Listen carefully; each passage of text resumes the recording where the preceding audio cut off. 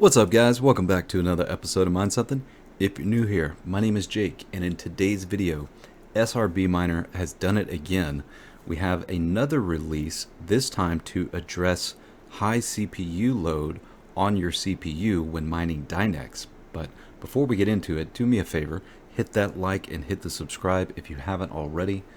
Let's start by taking a look at the announcement on Discord.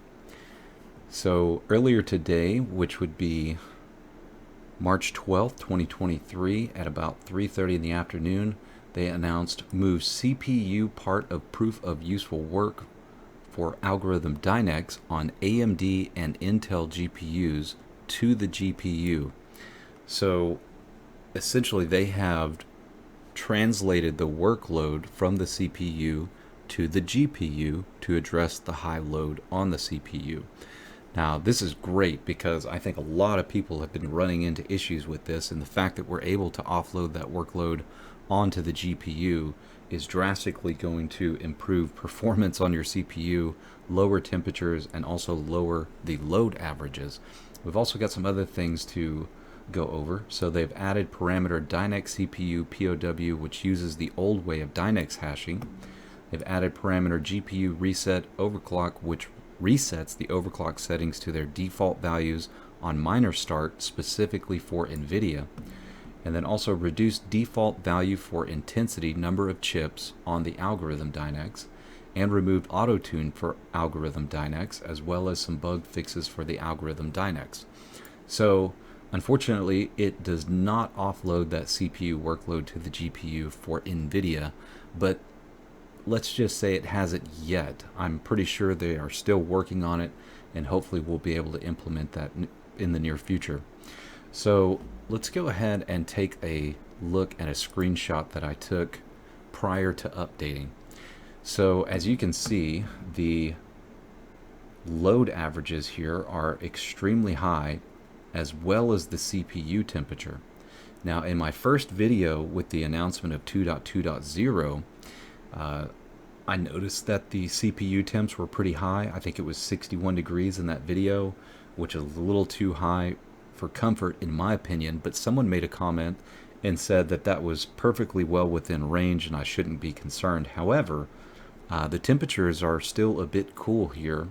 All of my rigs are inside of my shop, which does not have heating or air conditioning, and 61 degrees during that cooler temperature would certainly mean 70 degrees or higher during the summer months. So I definitely want to address that, and it looks like we have with this new release.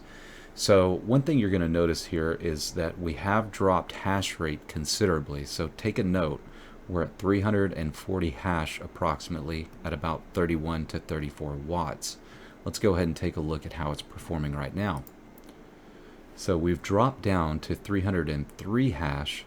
Our wattage is still about the same. However, look at the load averages on the CPU, and the CPU temps have dropped more than 30 degrees, which is extremely substantial. Now, besides the drop in hash rate, you're also probably going to notice a rash of rejected shares whenever you start the miner.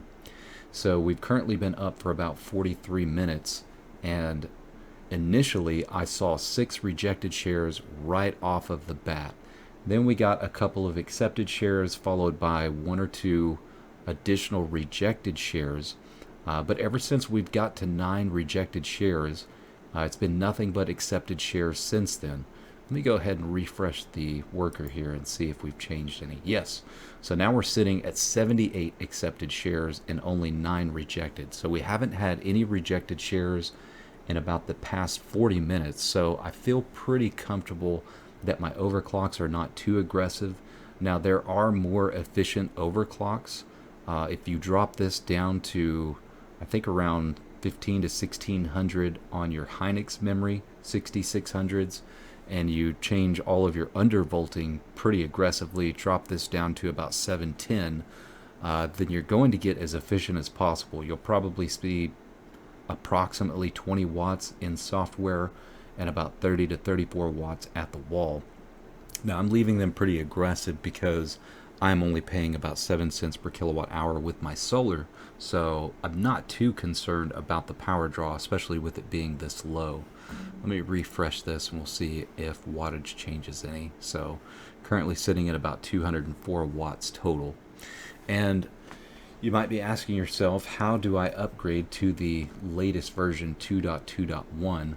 So let me give you a couple of tips here. So first of all, let's take a look at my old flight sheet here. So we did have version 2.2.0 on this flight sheet.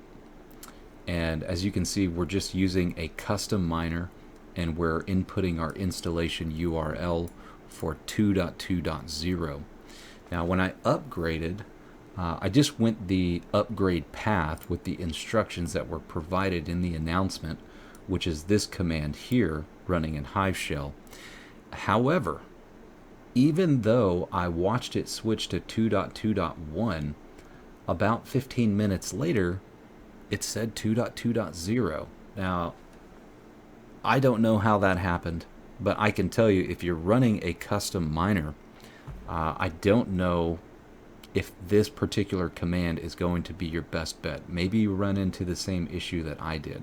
So what I did was I just created a brand new flight sheet, and I'll show you what that looks like. So it's identical to the other one, but the big difference here is we're pointing it to the installation URL of 2.2.1 instead. And I'll let you take a look at all of my extra arguments here. So we've got algorithm Dynex. You want to put your malloc endpoint, your pool disable CPU unless you've got a high-powered CPU you want to use. And now with this release, you can utilize all of the CPU power to do so if you're rocking all AMD cards or Intel. And then of course your password and then your wallet. So once I changed that and created a new flight sheet, didn't have any issues at all. However, again, my hash rate did drop substantially, but I think it's a pretty good trade-off considering the following. So let's take a look at a screenshot of what we were getting at the pool prior to the update. So at the time I took the screenshot, I was getting 1.65 kilohash, and you can see an average of 1.82 over the last 24 hours, 1.72 over the last 6 hours, and of course the 1 hour was 1.64. Now if we compare that to what we're getting right at this very moment, I am up to 2.08 kilohash, and that is with losing approximately 300 megahash at the rig. So even though we've lost megahash here, we have gained that hash rate on the pool. So considering that the CPU load has gone down tremendously and our CPU temps have dropped drastically, I would say it is well worth the loss in hash rate in the miner screen to get it on the pool side. But hopefully you guys find this helpful, and hopefully here in the near future we will also get a fix for NVIDIA GPUs as well. And as soon as we do, I will update you guys. But that's it for this video. Hope you enjoy the content. Do me a favor before you go, hit that like and hit the subscribe if you haven't, and I'll see you on the next one.